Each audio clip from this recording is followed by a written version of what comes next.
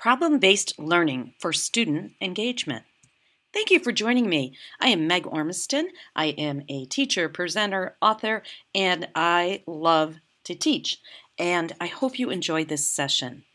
Let's start with project-based learning.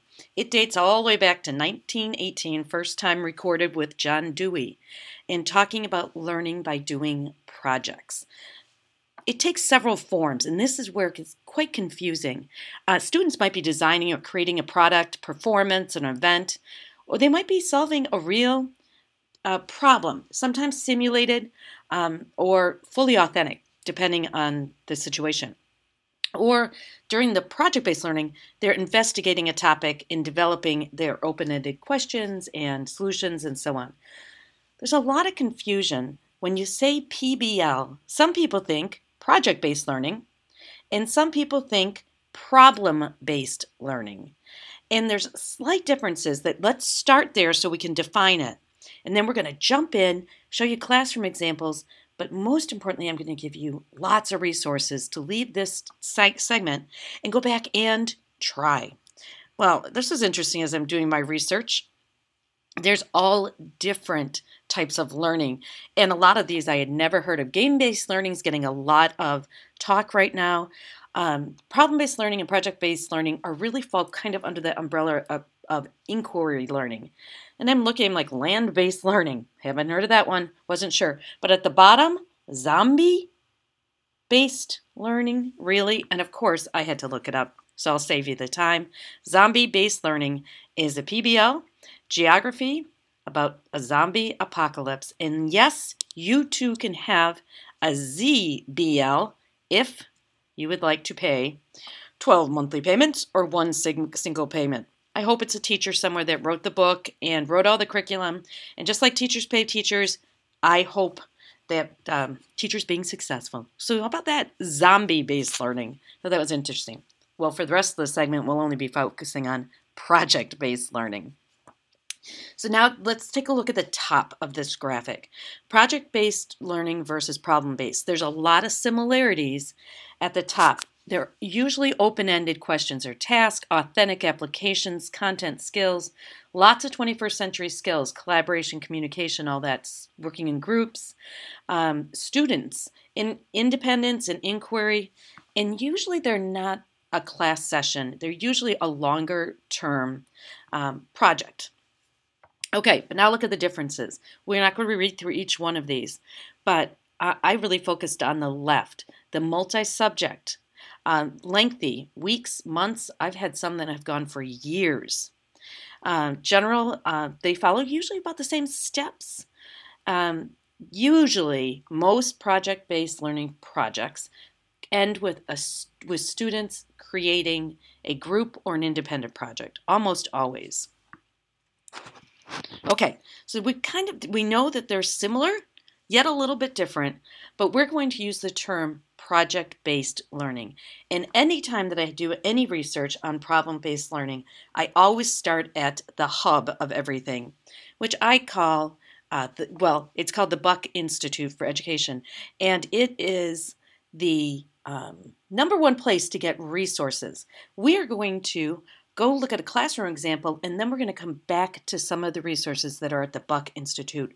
Unbelievable, all pulled together, waiting for you to use in your classroom. But I thought you needed an example before we got started, and I started with my dear friend Bill Federer and his real-life students. And they have been working on this problem for a really long time. They're on year number 4, and they really feel that they're sticking with this project because they feel they're making a difference in the world. And how cool is that? The project is called Sugar Kills. I'll just give you a little bit about it. And I told you it's been going on a long time. And the 12-13 school year, Bill brought in an article about the New York City soda ban and asked the students, what did you think about it? And they started to talk about sugar, and at the time, really nobody was really talking about sugar. Everybody was talking about fat, added fats, and so on and so forth. So these students started digging. And the graphic they created on the bottom of the page there, the simple truth. On the left, each of us should have 24 grams of sugar per day. On the right was what they measured. And so they went off on a mission. And the first thing that they found was the Twix bar. I love this. The first registered sugar offender. One Twix bar had as much sugar as you should have your entire day. So they started to get volunteers from their group to write about these. They're sixth grade at this point, and they started to get subscribers with 50 people a day learning about their sugar findings. Well, they were writing for an authentic audience, and they kept writing, and they kept writing, and that's how Sugar Kills was born. If you want to visit their website, I love this picture. I think he's in high school now, this kid. Their website is sugarkills.us or Sugar Kills Us. And they started blogging about it, and they started reading about it, and they started obsessing about it. That's why it's been going on for 4 years. Here's part of the gang, and I think it's so interesting. In North Carolina, they interview, they blog, they do all different things. Very interesting, this group. But this is very motivational for this group because their cluster map, that's what this is called, this shows where in the world people are coming from that read their blog. Imagine authentic middle school writing is reaching an audience. This is motivating to them. This is the exciting thing. When we talk about writing for an authentic audience, it is really happening in this classroom. I asked Bill about it. He said, I said, really, is this a true story? And he's like, do you think I want to talk about sugar for 3 years? It has been going on and on. But do follow their work at sugarkills.us. Subscribe to their newsletter. I do, and I always try to retweet it or give them some publicity. The cool part is most people that read their blog don't know they're middle school, now high school students. I think that's pretty cool. They've got a lot of publicity about this, as they should, because this is a big piece of project-based learning. This is all driven by the students. Bill supports them and has lunch with them, but they're driving it. There's like a committee, and they assign jobs, and they proof each other's work, and they really do their research. So, with that said, now let's go back to the Buck Institute for Education. So again, this is like my first place I always go because I think it has the best research, and I really believe it has the best resources. Now, what the Buck Institute does is a nonprofit organization that really ties all the resources together in one place. But what I really like about it, it's not just about the Buck Institute. They reach out to all different types of websites, but they organize it all for you, which is key. That whole organization piece is the exhausting part. So you can go in and search all different subjects. Right now, as of the viewing of this, they have 574 resources, all organized, and you can see kind of the breakdown.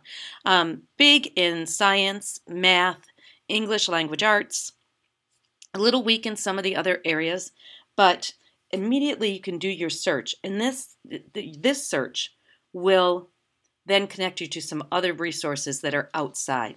So here's kind of what a search would look like. I did a search on middle school science, I believe, and we can find out about bees. That was actually quite interesting.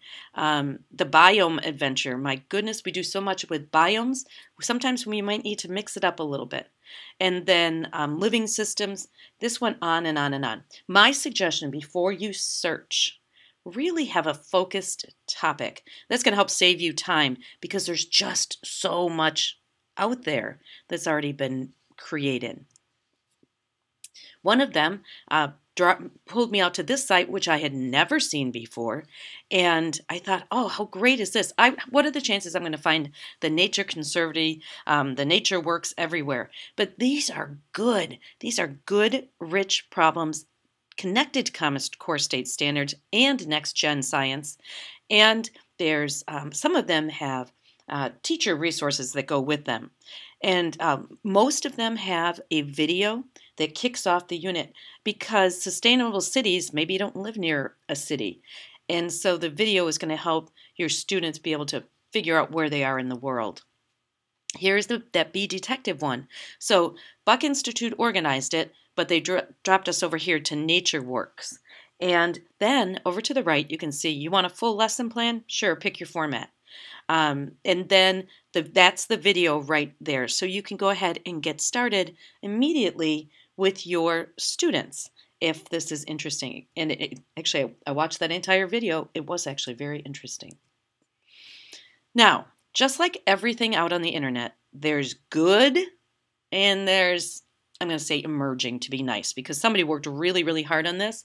But we have to remember on the internet, sometimes stuff can sit out there for years and years and years. And right now, I have no idea how long this has been sitting on the internet. And I say that not to be difficult. I'm just saying I don't know if all the links are going to work and so on. But this still might give you, even if the links don't work or the rubrics or whatever doesn't work, it still might give you kind of a situation or a problem. This one's kind of made up. Mr. Happy Traveler needs your help. He's starting a travel agency. It's a little bit contrived for good, true project-based learning, but it is something you might be able to build on. And then resources. There are so many resources out there. My big one, this resource is Edutopia, and this is the George Lucas Educational Foundation.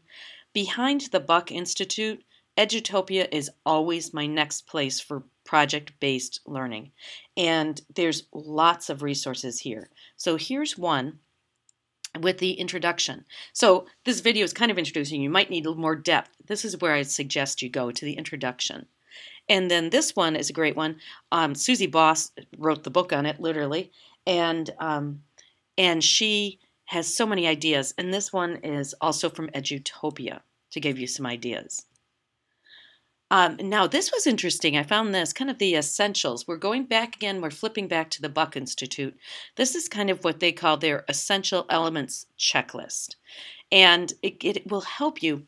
What I do when I go to look for a good, true project-based learning for students, I actually take this checklist and I kind of check it off as I go through the project, and it helps me narrow down.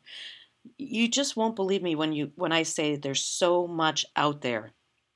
It's incredible. And then to try to keep up with everything going on with project-based learning is I follow the PBL chat on Twitter. And that's just the hashtag PBL chat. And that will give you fresh, new ideas. But the best part, it will give you other people to connect with. Like, for example, I was just, as I prepared for this, I was just scanning through here. And Brian, the Brian Peters right in the middle, students using Google Draw to create custom infographics. I would never have thought about using Google Draw that way. And if I needed more information, I could click on Brian and ask for more help. This is the way I learn professionally, is I can make connections.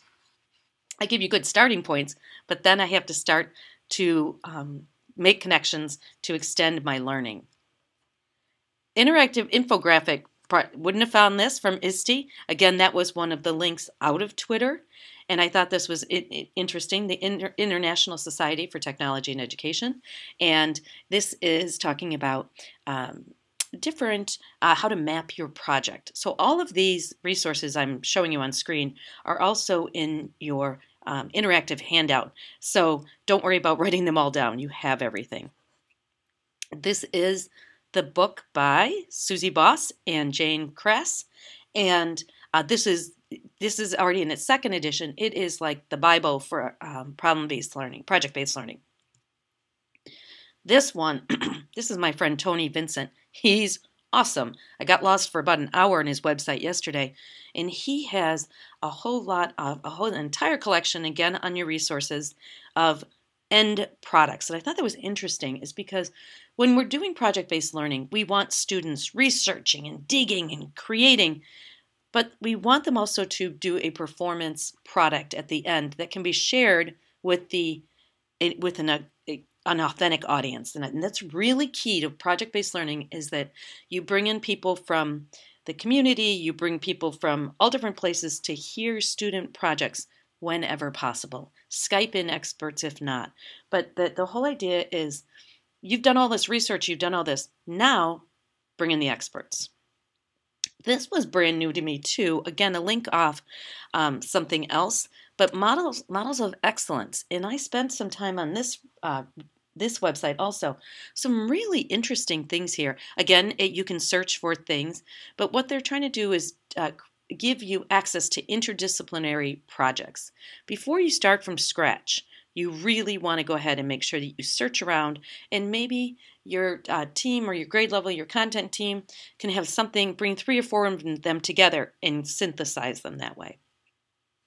Bob Perlman is, again, a friend of mine, and he is been in 21st century learning and project-based learning forever. He has lots of videos on his site. So if you want to go deeper, or if you're the only one watching this in your team and you want to kind of get the word out about that, his video collection was the best one that I found. There's a lot out there, but his was the best and most organized one that I found. There's project exchanges everywhere, and I thought this was really interesting. I spent some more time here, but again, this is the idea that, hey, let's share resources, not just put them into our file cabinet, let's get them out there. And so this one was another one. So the project exchange on your handout will connect you to these projects. This was interesting, real projects. These real projects, I loved if you look up at the tagline in the upper left, rigorous, engaging, authentic learning. What's really critical if you decide to go to talk about project-based learning, you want to try it in your classroom, you don't want anybody to look in your classroom and think that your students are just playing and it's not rigorous. You want to make sure that your standards are embedded into that. And so that's really important. That's why this one jumped out at me about the rigor. And they're doing some incredible things. And again, once they do them, they're posting them. And that's what we want to see from your students. We want them to get outside the walls of your classroom to get to an authentic audience. So think about that as you start to explore the world of project-based learning. Thank you so much, and contact me if I can help you with anything. Have a great day.